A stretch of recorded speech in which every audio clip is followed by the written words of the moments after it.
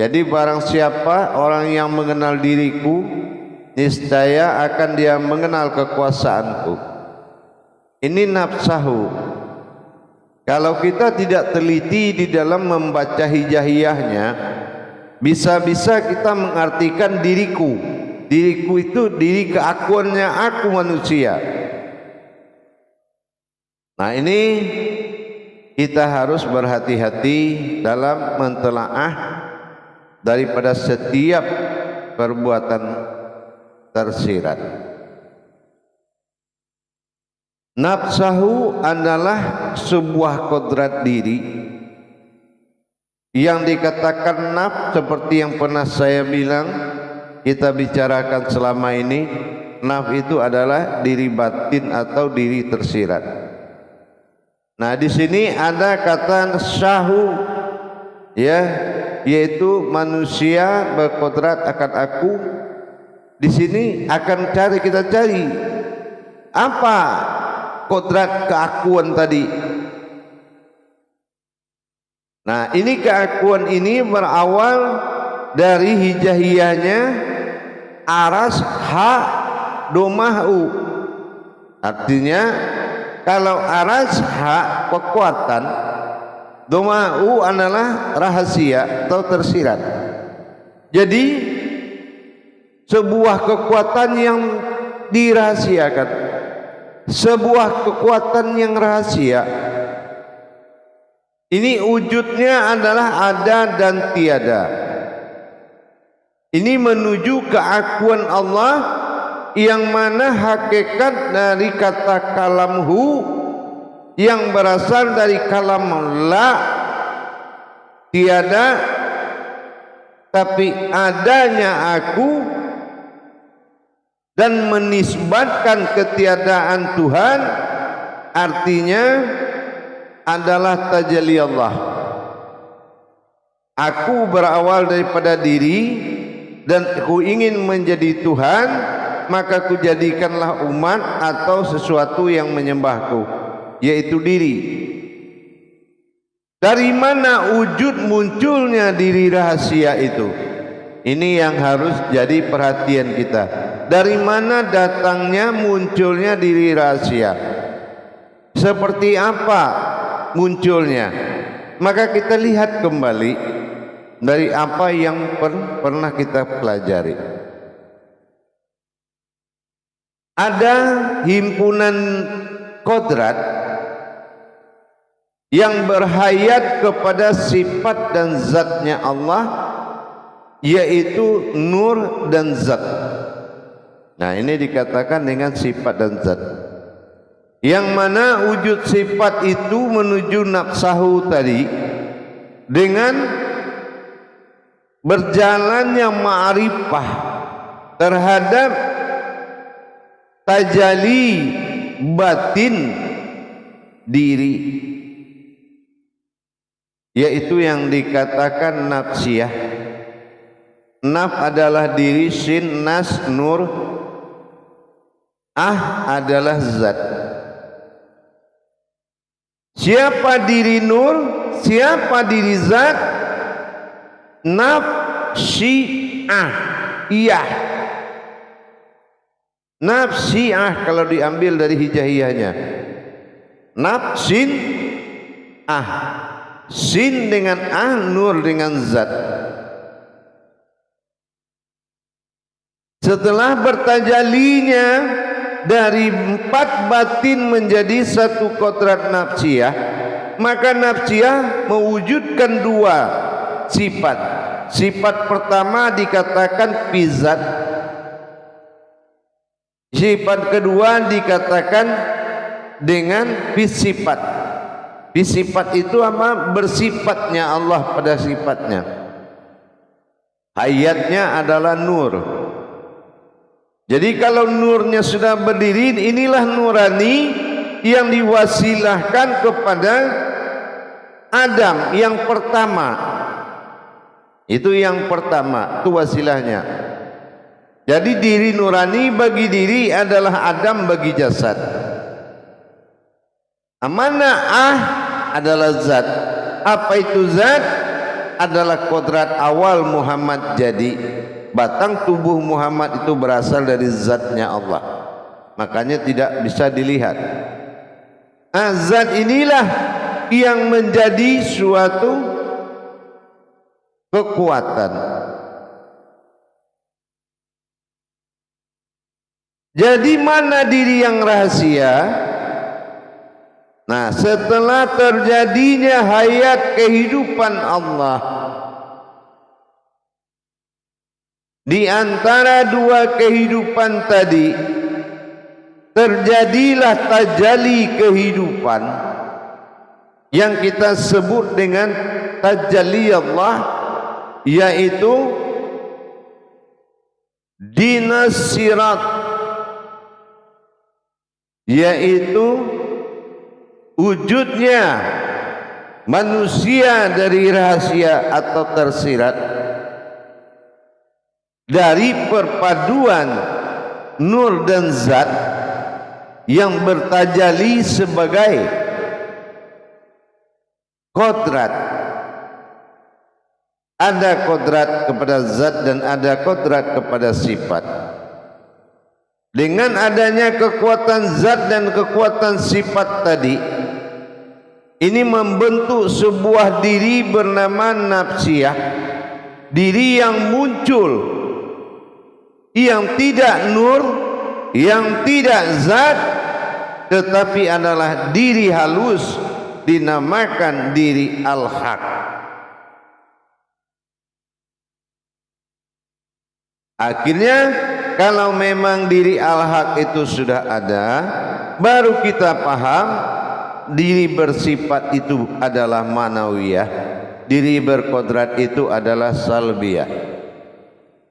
Karena salbiyah ini memiliki nilai derajat ketuhanan, maka tidak diserahkan kodrat itu atas nama sebuah diri keumatan, tetapi derajat Allah yang salbiyah itu merupakan martabat insani yang menjadi hayat bagi diri kita.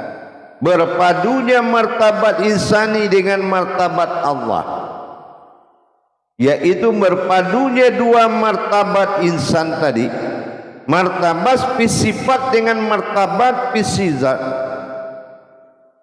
Maka lahirlah, terjadi dan muncullah di tengah-tengah yang halus tadi, diri yang al-haq tadi. Maka muncullah suatu diri yang kita katakan al-haqullah, diri yang diriku yang satu. Wujudnya inilah wa asalikul ba'dal amin. Nah gitu, wujudnya nyata, sebuah wujud diri. Jadi diri kita nafsiyah itu adalah suatu hayat yang menjadikan keluarnya diriku, yaitu sir dan aras, ha dan domah u. Maka terjadilah tubuh rahasia yang lahir dari rahasia, karena muncul karena adanya aras yang terjadi dari tajalli kepada nas dan zat, nur dan zat. Maka kalau kita melaksanakan tafakur kepada yang sifatnya zat, dan kita tafakur kepada kodratnya yang dinamakan hu atau dia, maka disinilah kita akan menyaksikan kehadiran sebuah diri rahasia yang muncul dari dalam diri itu sendiri, dari dalam diri nafsiyah itu. Kalau nafsiyah dia sudah ada hayat nur dan zat, nafsin tetapi yang rahasia nahu, diriku, hu, ha, aras, domahu adalah rahasia. muncul sebuah kekuatan dan rahasia Allah yang maujud. Ini yang kita katakan insan, ihsan. Kalau dia dilahirkan ke kodrat Adam dalam bertajalli, dia akan berkodrat insan. Tapi kalau dia berkodrat kepada zatnya Allah, itu dinamakan ihsan. Nah gitu.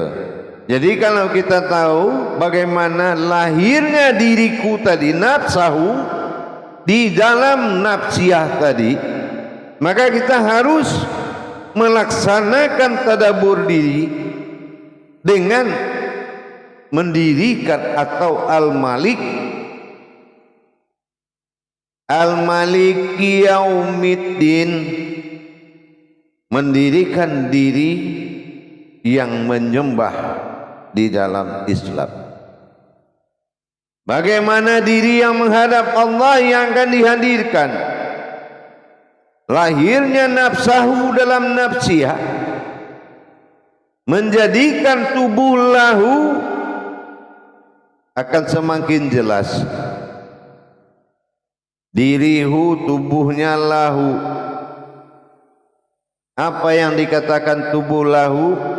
Alamku, la ilaha illallah akan kulitku, ilaha akan dagingku, illallah akan uratku, Allahu Allah akan tulangku, Allahu akan sebatang tubuhku. Aku mengisi segala rongga, meliputi sekalian alam. Aku duduk di dalam kulimah la ilaha illallah. Ini yang dikatakan lahu. Ini yang dikatakan diriku. Sahu, nafsahu.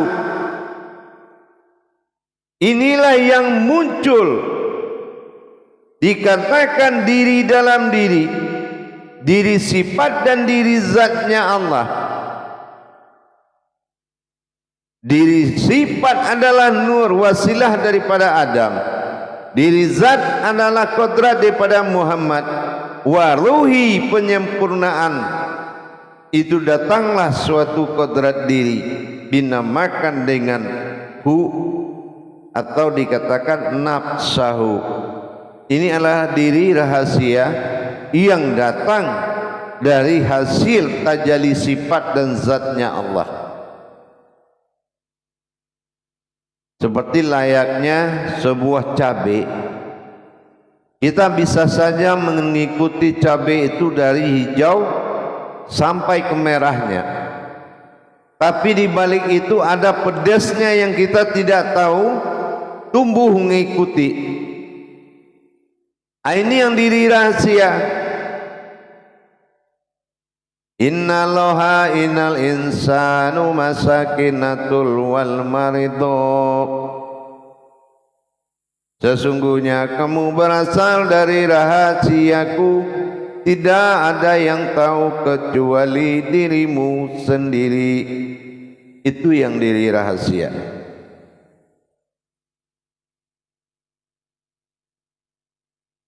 Anasirhu wa anta sirha.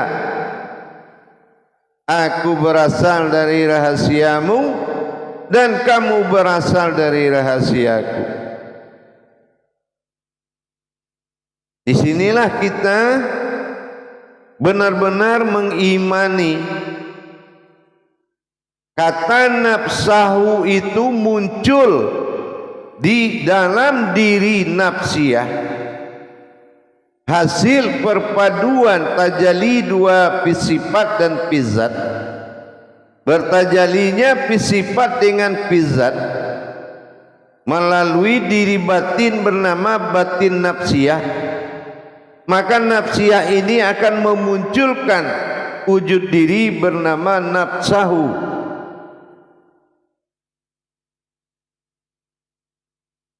Gitu jamaah para hadirin.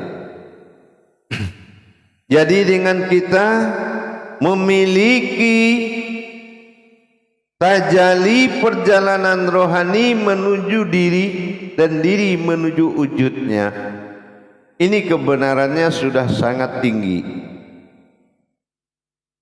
Kita tidak lagi hanya berpantun, berbicara, memperkenalkan sejarah-sejarah tanpa kita memperjalankan diri di dalam sejarah itu tadi.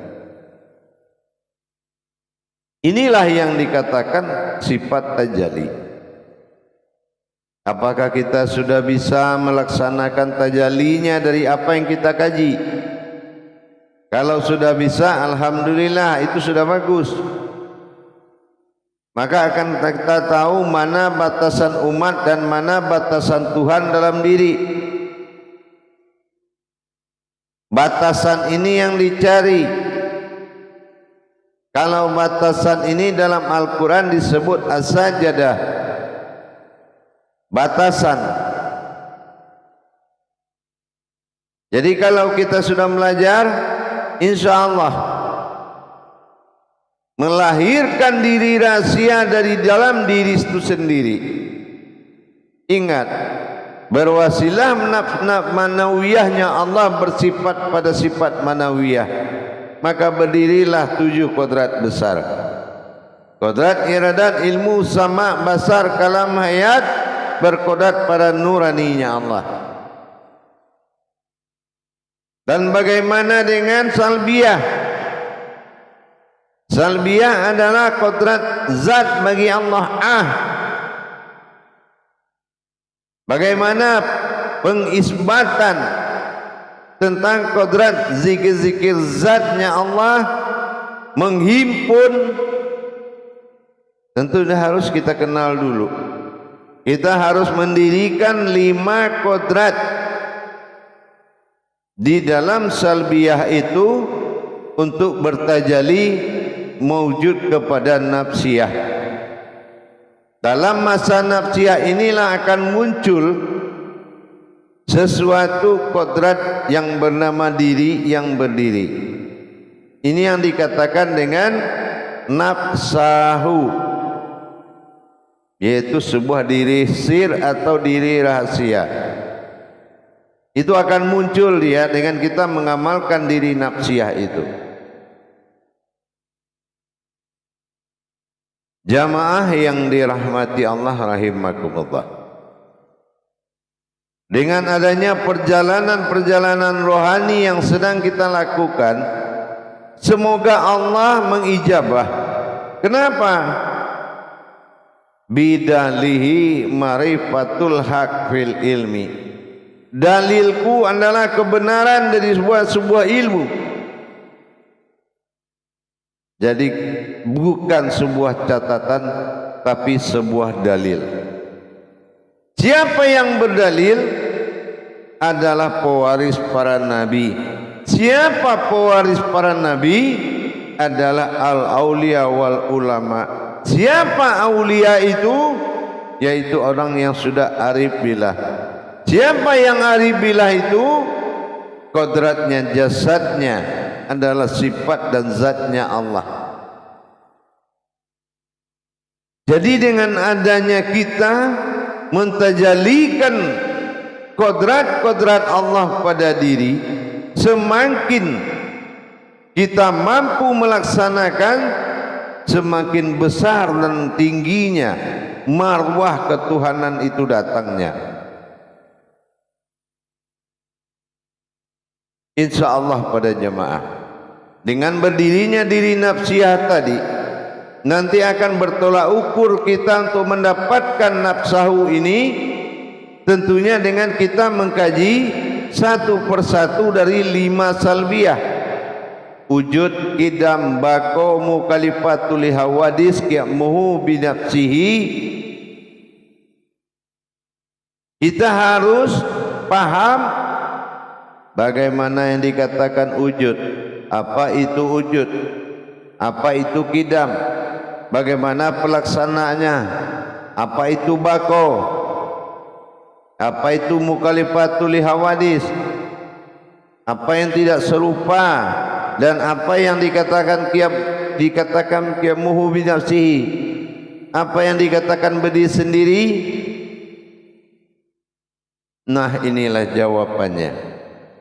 Dengan kita mendirikan sebuah kodrat diri sifat, maka muncullah diri sir, diri rahasia, dinamakan nafsahu, yang muncul dari dalam nafsiyah. Jadi akhirnya jelas sudah bahwasanya mendapatkan diri rahasia itu memang dengan cara dan adab yang dirahasiakan.